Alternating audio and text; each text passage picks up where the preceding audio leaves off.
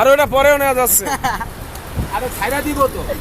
আয় দর্শক, আবার চলে আসছি এয়ারপোর্ট আপনাদের সামনে। চলেন দেখা যাক এয়ারপোর্ট আমার সাথে একটি চোর বেঁধে দিয়েছে।